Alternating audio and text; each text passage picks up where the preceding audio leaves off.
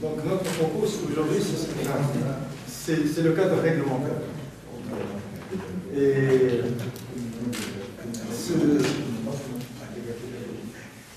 le cadre réglementaire est aujourd'hui à l'ordre du jour et comme axe qui a été balisé par un autre axe dans le processus de la mise en place de ce qui est appelé tiers secteur. Je déteste personnellement cette appellation parce qu'elle est dégradante par rapport au secteur de l'économie sociale et solidaire. Je préfère parler de secteur de l'ESS, secteur à part entière. Et comme composante incontournable dans le modèle de développement alternatif que nous souhaitons mettre en place en Tunisie. Alternatif à quoi? Alternatif au modèle néolibéral qui a prévalu depuis des décennies dans notre petit pays et qui a conduit au ravage social et économique que nous connaissons depuis un certain temps. Donc, ce qui précède aujourd'hui la dimension réglementaire, c'est, ce qui a précédé la dimension réglementaire, c'est la dimension politique.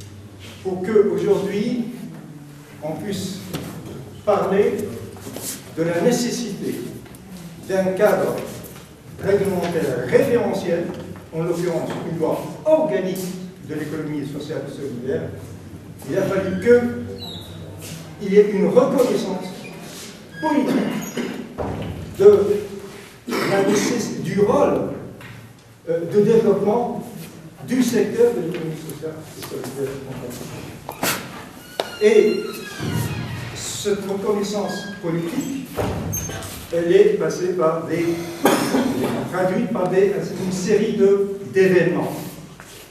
Déjà en 2013, en janvier 2013, le contrat social tripartite du gouvernement et la centrale syndicale du GPP et la centrale patronale de l'UTICA, donc dans son axe premier relatif à la croissance et au développement économique, on parle de l'économie sociale et solidaire comme levier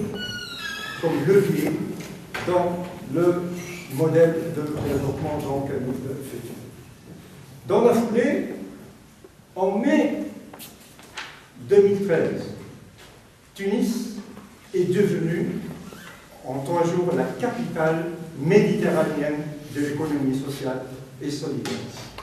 Sous le titre, ou le slogan plutôt, de le printemps de l'engagement solidaire des partenaires, des acteurs de l'économie sociale et solidaire de la France, de l'Italie, de l'Espagne, de la Grèce, de tout le pourtour méditerranéen, du Maroc, l'Algérie, de la Jordanie, de la Palestine, de l'Égypte.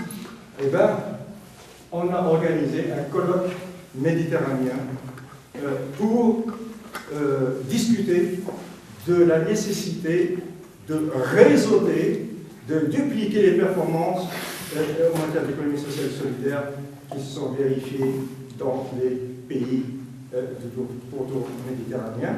Et à l'issue de cette rencontre, on a mis en place 4 chantiers. Le premier chantier, c'est le chantier réglementaire qui est notre propos aujourd'hui, mais également un chantier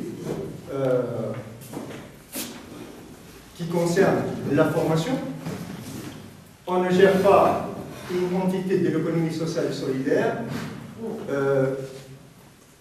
comme on gère une entreprise capitalistique ou une entreprise publique. Et donc, de la nécessité de la création d'une structure dédiée à la formation qu'on a appelée Campus ESS. campus, l'économie sociale solidaire. Donc, c'est un cadre institutionnel dédié à la formation. La construction d'un réseau de pôles de compétitivité territoriale dans ce qu'on appelait les CITES. Comment réseauter au niveau de chaque pays les composants de l'économie sociale et solidaire. Également, au niveau du financement, on a discuté de la possibilité de mettre en place des outils dédiés à l'économie sociale et solidaire. Donc, ceci, je me suis attardé sur cet événement parce que ça a été le point de départ d'une campagne de sensibilisation au niveau de l'opinion publique tunisienne des vertus de l'économie sociale et solidaire. 2013, et puis 2014, une année électorale, les élections législatives et présidentielles. Et un tournant au niveau de l'engagement politique des principaux partis qui étaient lancés dans la campagne, et bien, chacun a intégré dans son programme politique l'économie sociale et solidaire. Je ne m'arrête pas sur le contenu. L'essentiel, c'est que ce titre-là figurait donc dans le programme des principaux partis en compétition en 2014. Suivi d'une conférence tripartite, encore organisée par le BIT, entre le gouvernement, l'UTICA et l'UGTT, pour cette fois consacrer l'ESS comme moteur du développement et de l'employabilité. Un moment magique va suivre, c'est la révolution à jeunes et cette expérience qui va permettre de porter, ou plutôt de sortir l'économie sociale et solidaire du cercle fermé des élites, le porter à la place publique et médiatique. Et les Tunisiens vont découvrir l'ESS plus à travers cette expérience, ce qu'elle a généré comme espoir, comme polémique également, ce qui a favorisé donc sa diffusion, plus que les débats politiques pendant la campagne électorale lors des élections de 2014. Enfin, le ministère du Développement, appuyé par le PNUD, va commanditer une étude stratégique sur l'économie sociale et solidaire, et ça a donné lieu donc à un document d'une certaine teneur, puisque au niveau... Le plan 17-20. Non, je parle de l'étude stratégique. Ah, le cabinet Hata. Voilà, l'étude stratégique qui va consacrer donc, le rôle de l'économie sociale et solidaire dans la politique publique de développement. Également, le plan quinquennal de développement 2016-2020 va lui aussi retenir de l'économie sociale et solidaire comme levier, comme un des leviers du développement en Tunisie. Donc, autant d'événements qui ont... et puis, la dernière en date, c'est la désignation d'un ministre chargé, donc ministre délégué auprès du chef du gouvernement, chargé de l'ESS. Donc, c'est une première en Tunisie, puisque c'est la première fois que nous avons une personnalité de ce rang qui est chargé de l'ESS en tant que tel. De l'ESS en tant que tel. Donc, voilà une somme d'événements qui nous permet aujourd'hui de dire que la bataille de la reconnaissance de l'économie sociale, de la reconnaissance politique de l'économie sociale et solidaire est gagnée pratiquement. Cela dit, c'est une bataille qui a été gagnée, mais c'est pas, ça ne veut pas dire qu'on a gagné la guerre. Il reste deux moments. Je parle du moment juridique, du moment réglementaire, qui lui maintenant, comme le moment politique doit baliser le chemin, c'est au cadre réglementaire de baliser la voie à quoi? Au positionnement de l'économie sociale et solidaire dans le paysage économique et plus précisément dans le modèle de développement sur lequel nous réfléchissons. Le modèle de développement alternatif, bien entendu. Et ce positionnement de l'ESS est conditionné, et ça c'est le fruit du diagnostic qui a été fait, il est conditionné par sa fondation au niveau juridique, au niveau réglementaire. Cela veut dire quoi? Le diagnostic qui a été fait part du fait que,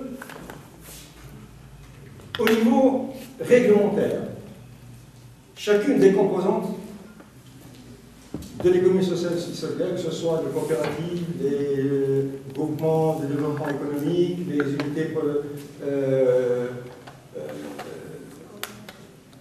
des coopératives de production agricole, que ce soit les associations de développement, des microcrédits, que ce soit les mutuelles, etc., sont régies par des textes, pour certains, qui datent du territoire. Les mutuelles sont aujourd'hui régies par un décret illégal qui date de 1954. Dans le secteur agricole, nous avons des textes qui datent de 67, de 84, de 99, de 2005, et avec une dispersion, donc, pour ne pas être long, au niveau juridique. Cette dispersion au niveau juridique va se traduire sur le terrain par un éparpillement au niveau structurel, c'est-à-dire que les mutuelles gèrent leurs affaires de leur côté, les SMSA de l'autre, les associations. Donc le constat c'est qu'il n'y a aucun lien, ni au niveau conceptuel, ni au niveau organisationnel, ni au niveau des outils nécessaires donc, au développement de ce secteur, aucun lien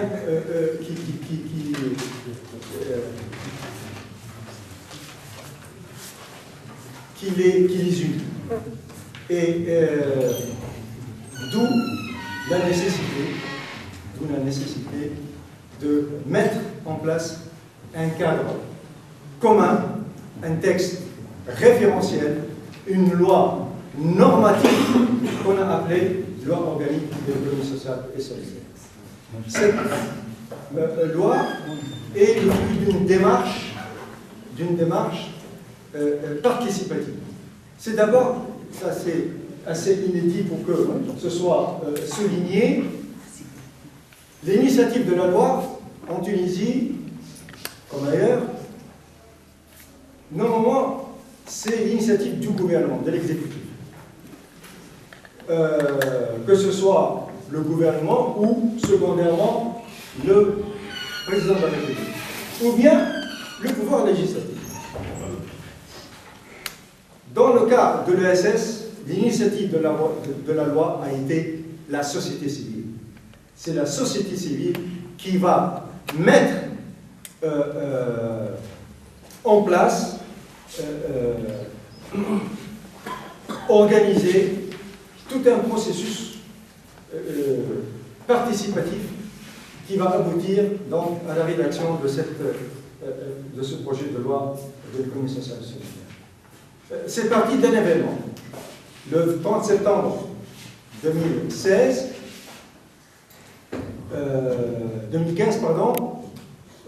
l'UJTT, l'Union Générale des Travailleurs de Tunisie, Tunisienne du Travail, va organiser une conférence nationale pour lancer le projet de loi en question. Étaient invités à cet événement, bien sûr, la direction de l'UJTT, les responsables des réseaux de l'économie sociale et solidaire, les organisations, des associations citoyennes, mais également les premiers responsables des partenaires sociaux, c'est-à-dire la centrale patronale, l'organisation des femmes, l'ITA, le syndicat, entre guillemets, des agriculteurs, les représentants des institutions onusiennes, c'est-à-dire le PIT, la FAO, le PNU, et au niveau politique, les présidents, tous les présidents des groupes parlementaires sans distinction. Tous étaient là et tous ont pris la parole pour valider l'idée d'un projet de loi organique de l'économie sociale et solidaire, mais surtout la démarche participative engagée par la société civile, en l'occurrence l'UJTT et ses partenaires. Et le coup est parti dès l'après-midi, puisqu'on a constitué immédiatement des ateliers qui ont été des ateliers thématiques pour faire le diagnostic dont j'ai parlé au niveau réglementaire, au niveau des outils financiers, au niveau de la structure des composantes de l'économie sociale et solidaire, et également le droit comparé, c'est-à-dire on a chargé une commission pour voir un peu ce qui s'est fait ailleurs, entre autres en Belgique, entre autres en Espagne, en France, qui venait de se doter en 2014 d'une loi de l'économie sociale et solidaire. Les travaux de ces commissions ont été, la synthèse des travaux de ces commissions ont été remis cette fois à un comité d'experts, une quinzaine de personnes, chargé par le bureau exécutif de l'UJTT de rédiger donc, le projet de loi organique en question. Et, chemin faisant, il y avait parallèlement une consultation. C'est-à-dire le groupe d'experts travaillait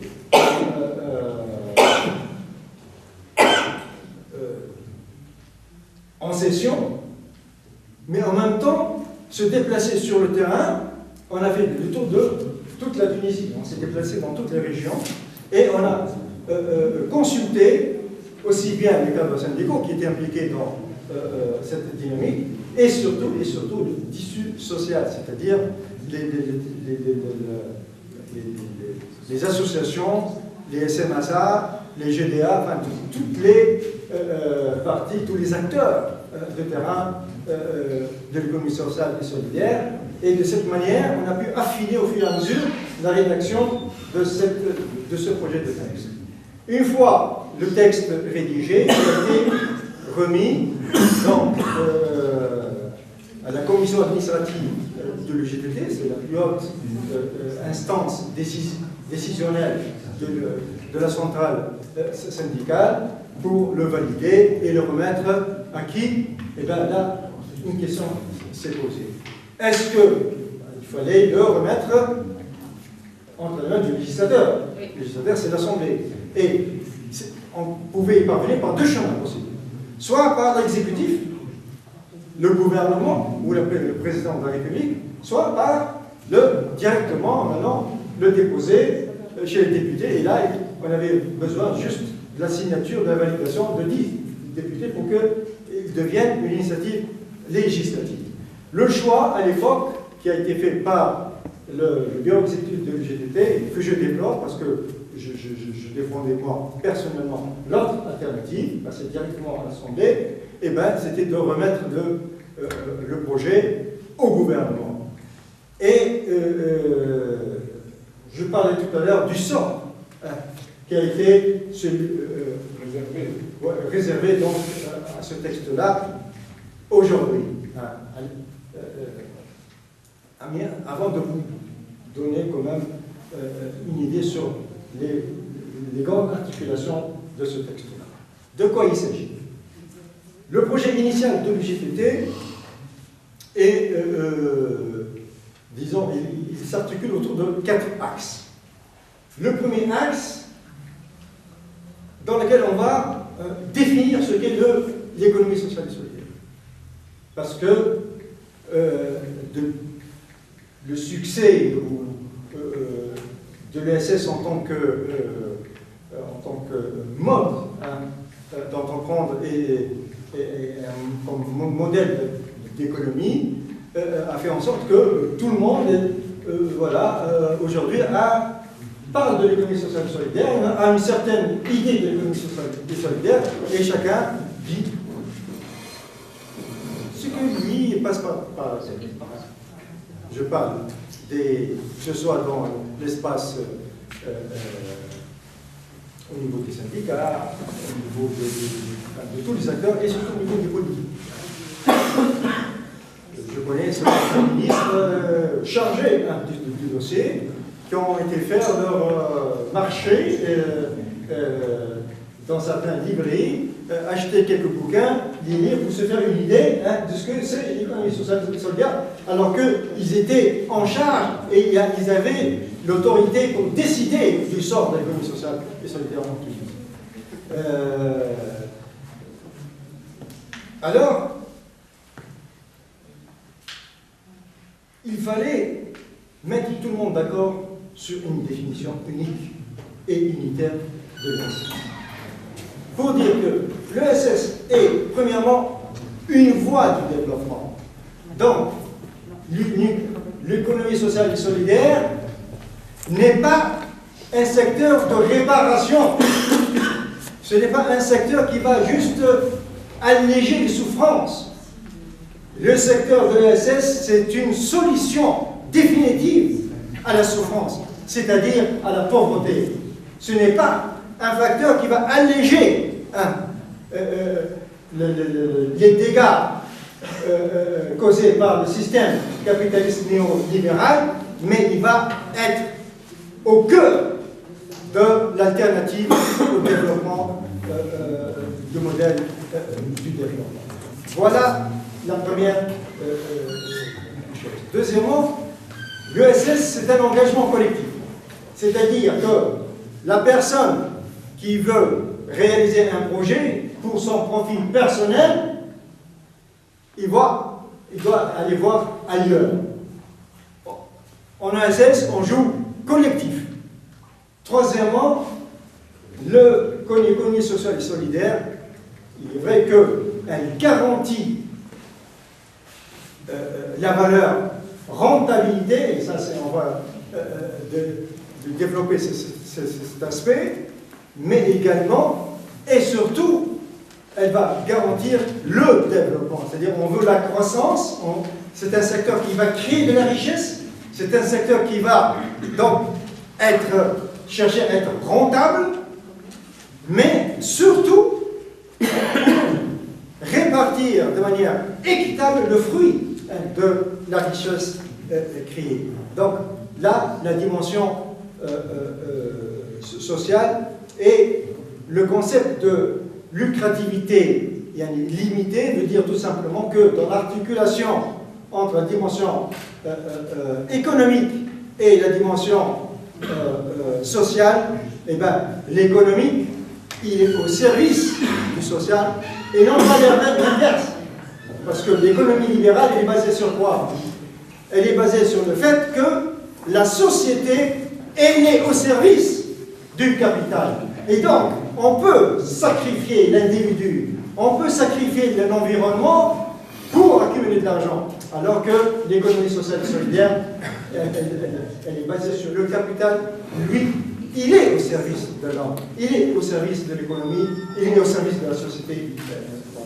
Voilà les principaux éléments sur lesquels on doit être d'accord pour fonder un système, pour fonder cet écosystème qu'on appelle économie sociale et solidaire. Ce projet de loi, dans son axe premier, va consacrer les principes fondamentaux de l'économie sociale et solidaire. Je venais de rappeler la priorité de l'homme sur le capital. Voilà le premier principe. Le deuxième principe, c'est au niveau de la gouvernance. Indépendamment de la part de chacun dans le capital d'une entreprise de l'économie sociale et solidaire, eh bien, quand on a à décider, quand on a à prendre, à délibérer et prendre des décisions concernant la vie de l'entreprise, on est dans une situation d'égalité parfaite. Une personne, une voix.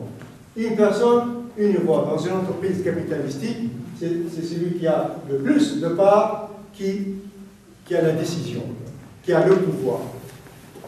Troisième principe, et là c'est fondamental parce qu'on a vécu ça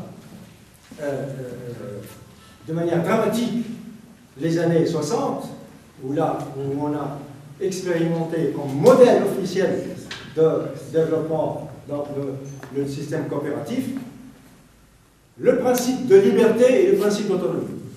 La liberté d'adhérer ou de sortir de n'importe quelle composante de l'économie sociale et solidaire. Deuxièmement, le principe d'autonomie. D'autonomie par rapport au pouvoir public, par rapport aux partis politiques. C'est-à-dire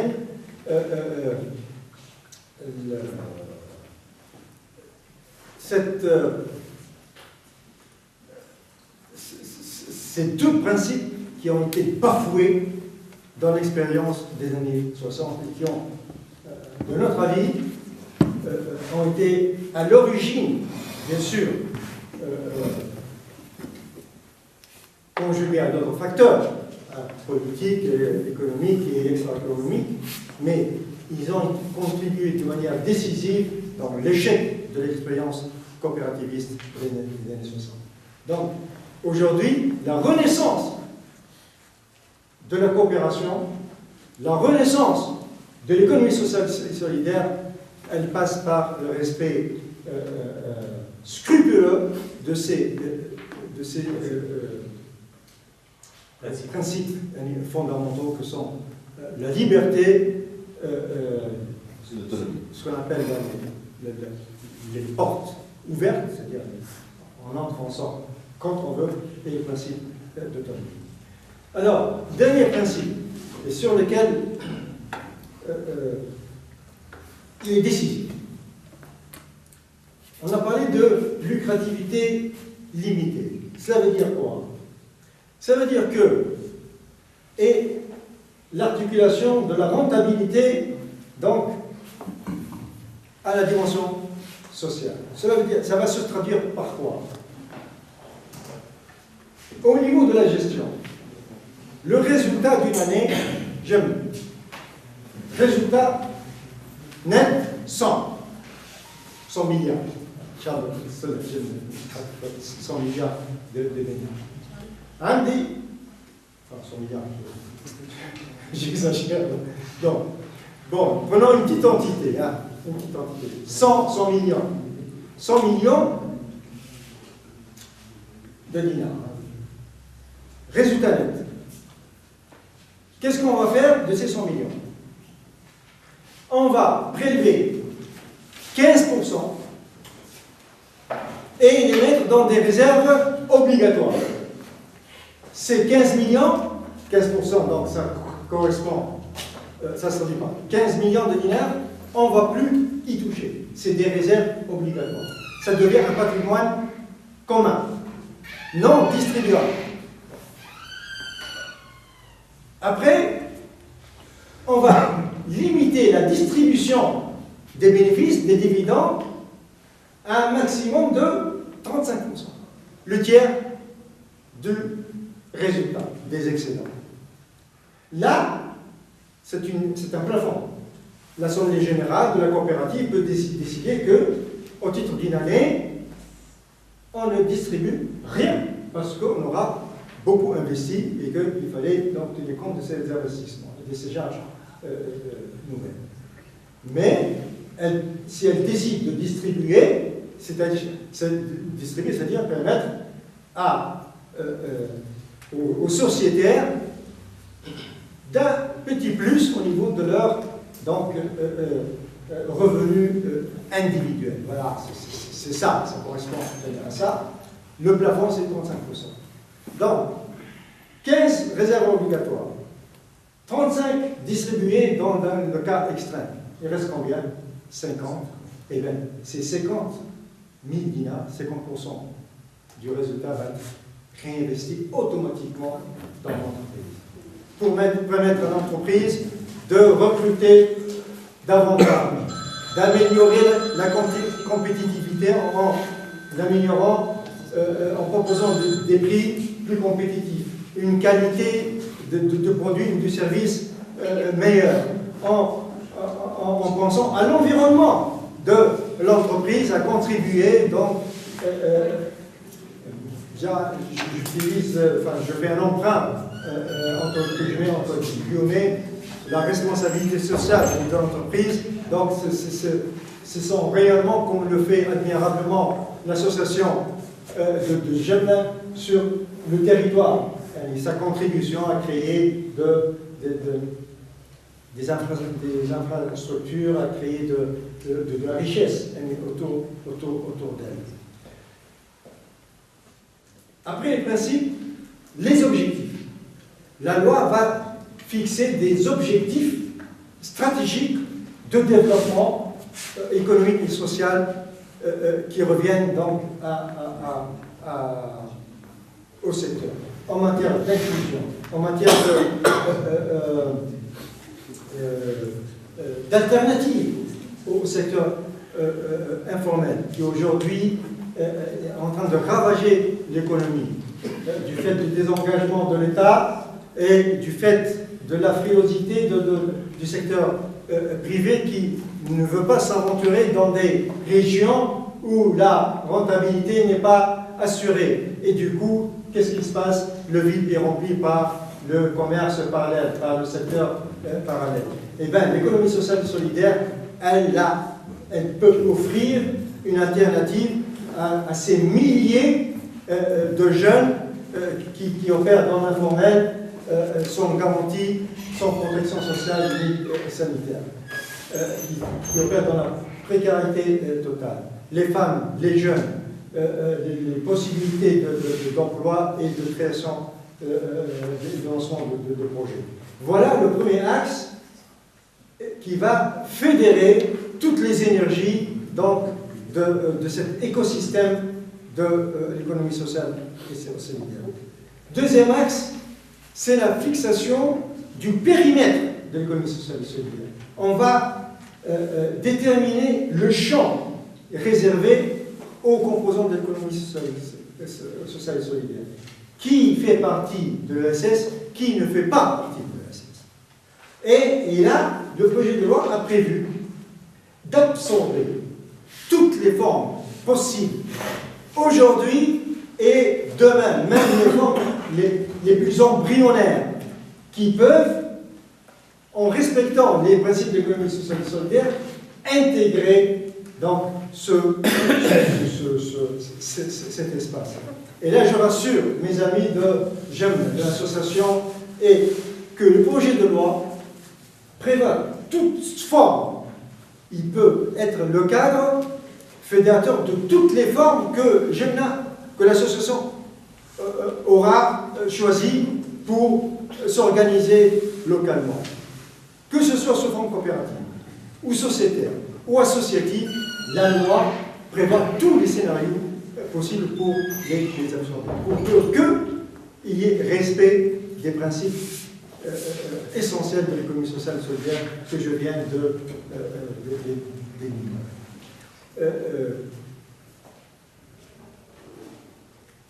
Il y a deux niveaux. Il y a les composantes qui sont par nature, de par la nature de leur activité, et historiquement dans le système. Ce sont les coopératives, les SMSA, les GDA, ce sont les associations, ce sont les mutuelles, mais également ce tissu nouveau qu'on appelle entrepreneuriat social, qui s'organise sous forme juridique assez banale, c'est des sociétés commerciales, hein,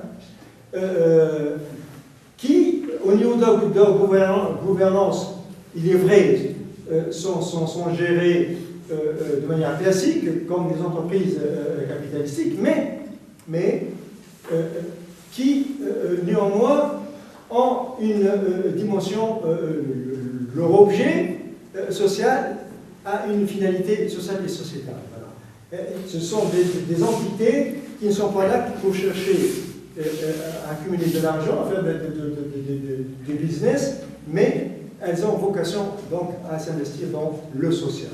On leur propose, dans le cadre du projet de loi,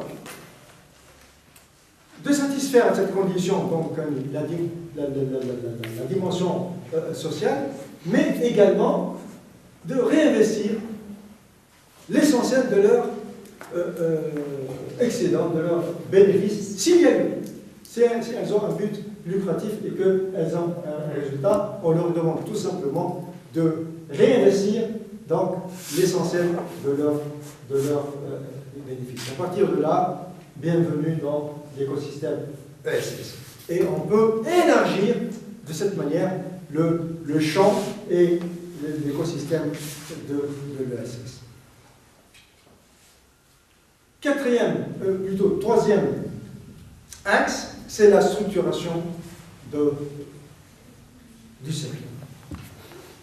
Je parlais tout à l'heure de dispersion. Et bien, cette loi va favoriser la mutualisation de toutes les composantes à travers la mise en place d'une instance fédérative et représentative de toutes les composantes de l'économie sociale et solidaire, au niveau central et au niveau régional et local. Donc, doter le secteur d'une structure qui va peser dans la décision des pouvoirs publics demain, dans quel cadre? Dans un cadre, et là, le deuxième,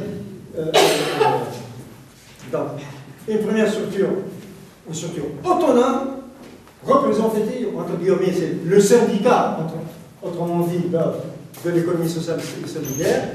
Ce syndicat, cette instance, va siéger à côté du gouvernement dans un cadre consultatif qu'on appelle le Conseil supérieur de l'économie sociale et solidaire. Ce conseil a vocation à être consulté sur toutes les politiques publiques proposées dans le cadre qui concerne l'ESS, que ce soit des projets de loi, que ce soit des projets de décret, que ce soit des investissements, c'est-à-dire tous les thèmes, tous les dossiers qui interpellent le monde de l'économie sociale et solidaire. À côté de cela, on a prévu la constitution d'un observatoire.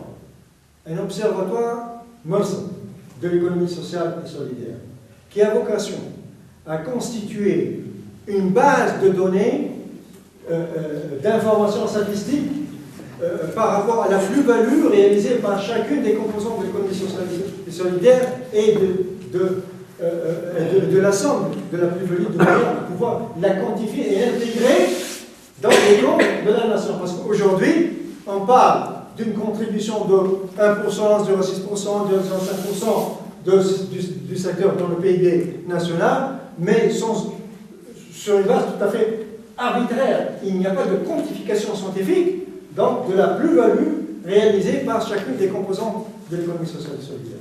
Donc on va pouvoir évaluer l'apport de ce secteur et l'intégrer dans le compte de la nation. Je parlais de formation. Cet observatoire est censé outiller donc le secteur de structure, de formation et d'accompagnement et d'encadrement nécessaire pour la gestion des coopératives, des mutuelles, de toutes sortes d'organisations dans le cadre de l'ESS. Quatrième axe, c'est l'axe financier. Tout à l'heure, j'ai parlé de la modalité de répartition des excédents. Ça, c'est pour garantir l'autofinancement, mais c'est un des piliers de l'autofinancement. Nous avons prévu la constitution d'une banque mutuelle, d'une banque coopérative, ce qu'on appelle en Italie la banque éthique,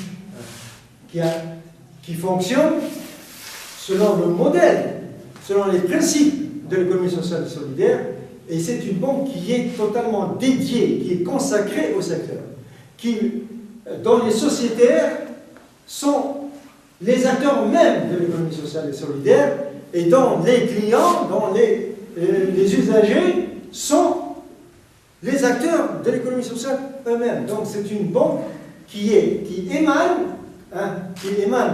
de l'écosystème ESS et qui est dédiée totalement à l'ESS.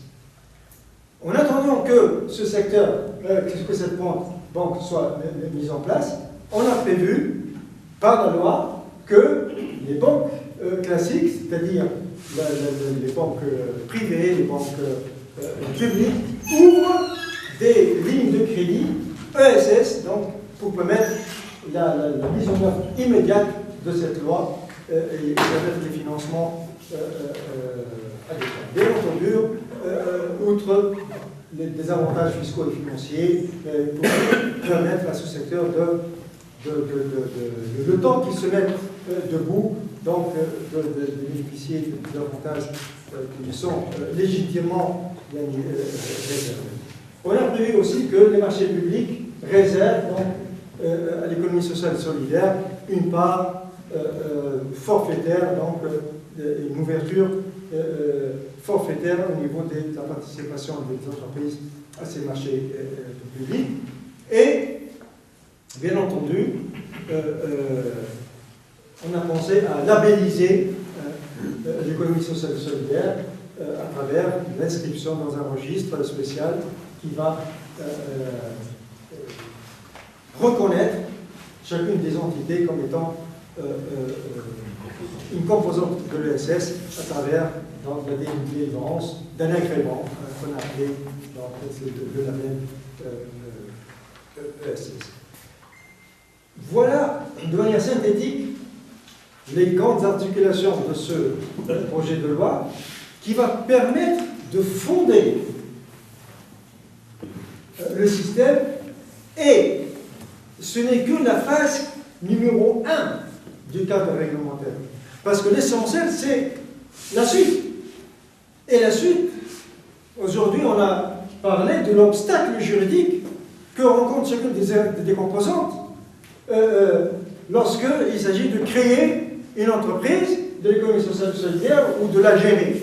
Donc, nous considérons que le dispositif particulier à chacune des composantes est aujourd'hui désuet, il est dépassé et il va être modifié, révisé, réaménagé en fonction, par référence, donc, au texte normatif qu'est la loi organique de l'économie sociale et solidaire. Donc cette loi va servir de norme et pendant des années, on aura donc à revoir la loi, voilà, la loi des SNSA, pour qu'elle permette effectivement l'allocation des terres domaniales, par exemple, qu'on révise la loi sur les coopératives pour qu'elles se développent et se dupliquent ailleurs, pour permettre aux associations de développement de dégager, de réaliser des bénéfices, pour permettre aux mutuelles de se développer parce qu'elles sont sclérosées, les mutuelles n'arrivent pas à s'étendre, à se multiplier. Donc, tout le cadre réglementaire de toutes les composantes de l'économie sociale et solidaire vont être révisés de manière à ce elles soient en adéquation avec la norme qui est la loi organique de l'économie sociale et solidaire. Tout cela va permettre la fondation de ce secteur et son positionnement. C'est ça la finalité de tout ce processus. Ça a commencé par la reconnaissance politique, ça passe par la fondation juridique, tout cela pour que ce secteur bénéficie du statut et surtout se positionne dans le cycle économique de manière efficace. Et là, tout à l'heure, j'ai eu un clin d'œil à mon collègue conseiller municipal parce qu'effectivement, le socle commun qui unit donc les collectivités locales, en l'occurrence les municipales, et l'économie sociale et solidaire, c'est cette économie de proximité. Nous avons la chance aujourd'hui d'avoir un projet de loi de l'économie sociale et solidaire qui va donc outiller, doter ce secteur des fondamentaux, des outils qui vont lui permettre de se positionner, mais surtout, il va bénéficier d'un partenariat stratégique qui est inscrit aujourd'hui dans la loi avec les collectivités locales. L'économie sociale et solidaire, une fois constituée, va être le partenaire privilégié des collectivités locales dans un cadre, bien sûr, contractuel pour contribuer à la réalisation des politiques publiques au niveau local. Quand on pense que le processus de décentralisation qui est engagé dès cette année va se poursuivre sur une trentaine d'années, 27 ans exactement, et ben, le temps que ce transfert des attributions centrales au niveau du gouvernement, au niveau des ministères, se fasse progressivement au niveau des collectivités locales, au niveau des municipales et des municipalités et des régions et des avec les moyens financiers conséquents, imaginez le développement prodigieux que peut connaître le secteur de l'ESS en s'alliant de manière organique au développement local. Donc, voilà les enjeux. Les enjeux sont importants. Il s'agit de l'avenir de ce pays. Il s'agit de la conception du nouveau modèle de développement. Il s'agit d'enjeux idéologiques aussi, mais aussi et c'est pour cela que, et là je vais conclure par une note, non pas pessimiste, non, j'ai adhéré à ce projet à la fois en tant qu'expert, bien sûr, parce que j'ai été sollicité par le bureau exécutif de l'UGT, mais surtout en tant que militant. Moi, je suis un militant de l'ESS. Donc, moi, c'est un combat. Et ce combat, je le mènerai jusqu'à terme. Ça veut dire quoi pour moi? Aujourd'hui, entre le projet initial qu'on a remis au gouvernement et la dernière version qui va être présentée prochainement au Conseil des ministres pour le valider et les transmettre à l'Assemblée, moi je ne me reconnais pas dans la deuxième lecture. Pour la simple raison que, 1, on a parlé jusque-là de loi organique. Et je crois avoir expliqué l'enjeu. Eh bien, le projet de loi parle de loi ordinaire. La version gouvernementale parle de loi ordinaire. C'est la loi ordinaire. C'est le cas. Oui. Oui. Le projet de loi, eh bien, gouvernemental, c'est-à-dire la version gouvernementale. C'est le 22 article que je Oui, vois. c'est ça. C'est On est passé de 53 articles à 22 articles. Mais en commençant par la qualification juridique de texte, c'est une loi désormais ordinaire. Ordinaire, ça veut dire quoi? Elle n'a pas cette prééminence par rapport à l'ensemble des lois ordinaires qui, elles, régissent les différentes composantes. Demain, ce sera une loi, c'est-à-dire au niveau de ses principes, au niveau de ses mécanismes, au niveau de ses outils, elle n'a aucune autorité hein, par rapport aux lois ordinaires. Un. Deuxièmement, le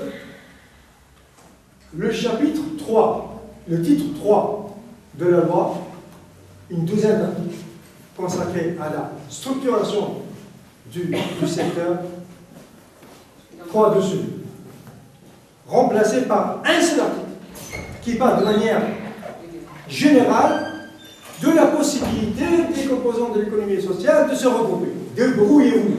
Il n'est plus question de mettre en place donc, des instances structurées au niveau national et au niveau régional avec tous les éléments qui vont avec. Troisièmement, la banque mutuelle, qui est au cœur du dispositif, qui est, pour ce qui me concerne, l'élément vital dans ce projet, eh ben, elle a été tout simplement supprimée. Le ministère des Finances et la Banque centrale, eh ben, pour eux, il n'est pas question de créer une banque coopérative. Les mutuelles, les coopératives, les associations de développement n'ont qu'à s'adresser aux banques actuelles et à la Banque des régions qui va être créée dans le cadre de la loi de finances 2019 et qui, elle, va être consacrée aux PME au niveau régional. PME, c'est-à-dire les entreprises capitalistiques qui n'ont rien à voir avec l'économie sociale et solidaire.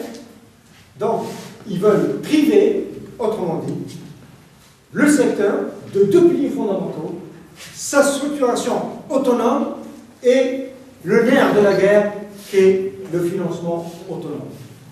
Et bien sûr, quand vous ajoutez à cela le cadre réglementaire ordinaire, donc il ne reste pratiquement rien ni de la lettre, mais surtout de l'esprit et de la vision stratégique donc, que portait jusque-là le projet de loi organique. Maintenant, que faire? On a poursuivi la démarche participative. Le texte, une fois remis au gouvernement, on est retourné aux régions pour faire le plaidoyer, pour expliquer le texte dans sa mouture finale et pour préparer le plaidoyer au niveau de l'Assemblée. Nous avons fait le tour de toutes les régions et aujourd'hui nous disposons d'un rapport d'une centaine de pages qui va bientôt être publié.